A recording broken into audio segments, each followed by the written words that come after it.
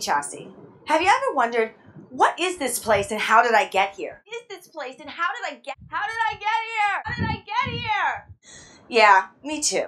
Life is an unscripted adventure, and I invite you to join me on mine. Together, we're going to meet some really cool people, and not your usual suspects either. These people are doing it. They're living happy, fulfilled lives, changing the world, changing their communities, or even just changing themselves. Hopefully, they'll inspire us to do the same. And if not, you'll have a little fun along the way. Hey, this is Betsy with Life Unscripted, and I'm here at Beloved with Michael Meade. Thank you so much for sitting with me. Wow. My pleasure. I heard you tell your beautiful, you are an amazing storyteller. Thank you. Wow. So, what are you doing here at Beloved? Well, I'm interested in certain ideas, and one of them is the idea of the ecstatic. Ecstatic means to step out of. So, a good deal of people's lives is kind of static. You get up, you go to work, you come home, you go to work at home too, and you do all that. And so people used to try to step out of that, and one way to get out is, I guess, entertainment, but the other way is to go towards something ecstatic. And the ecstatic practices usually are music, dance, poetry, that kind of thing. And so this, to me, seems to be part of a revival of the ecstatic. And I think one reason it's happening is because the world has become so troubled, and that people are feeling not just depressed, I think people feel despair. And one of the reactions to that is to do something that has beauty in it. And so this looks to me like an attempt to refine beauty in a natural setting, and through that step out of the pressure of daily life. Well, I certainly think it's a beautiful setting. So are you recommending that all us moms in the morning before we get our kids to school, we should all do an ecstatic dance? Well, sure.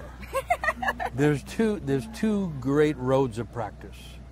One is yoga, where you become quiet, and that works really well for some people. Silence and quiet, because you know the kids are about to wake up. Yeah, that ain't happening in my house. And it's, okay. Yeah, go And then the other road is creativity or the ecstatic, where you do something that revitalizes your sense of yourself as a meaningful being before and maybe after you deal with, I mean, women nowadays, you have not only the house and the family and the kids, but usually a career or a job. Yeah. That's a tremendous amount. And so let me just say this other thing. The element that makes it possible is what they call soul. So I'm also here because this is one of the places where soul is trying to find its way back into the culture. So much music, and it's multicultural. All cultures showing up with their music that brings what you call soul. And soul is what gives a person a sense of meaningful satisfaction and a sense of identity, real identity. I am this person who lives this way.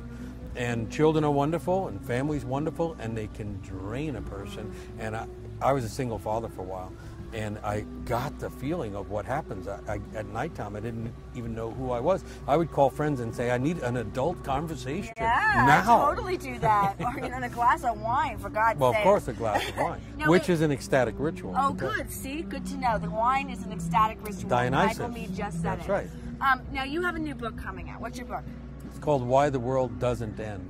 Yay, the world doesn't end! Tell me about it. Well, what's going on there is, you know, with the worldwide economic crisis, with countries failing, with all of the chaos that's going on, living in the United States, with tragedies, and the tragedies come faster now, and they're hard to understand and hard to grapple with the disparity between the rich and the poor growing. More and more people think, wow, could this really be the end? Could this go? And then you have the whole 2012 thing, where people are, Mayan long count calendar, and then you have the whole fundamentalist Christian thing. People are really pushing for this end thing. I kind of like it here. I think we should keep going.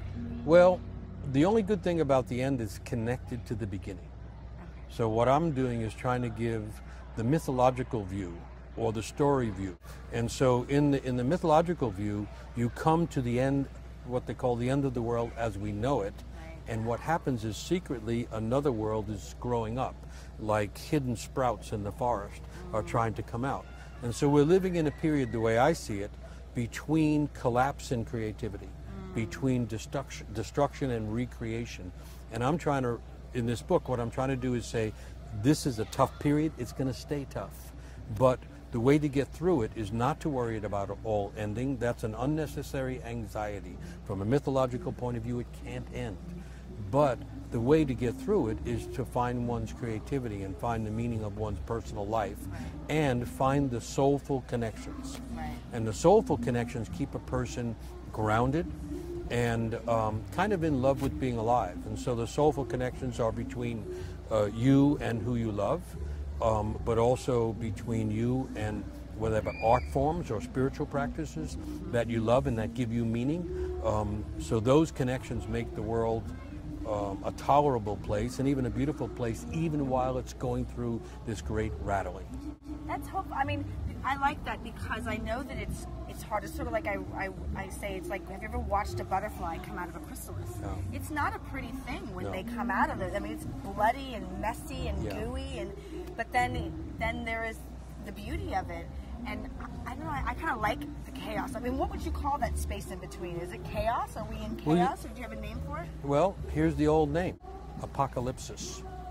Not apocalypse, which is the Anglo form of a Greek word.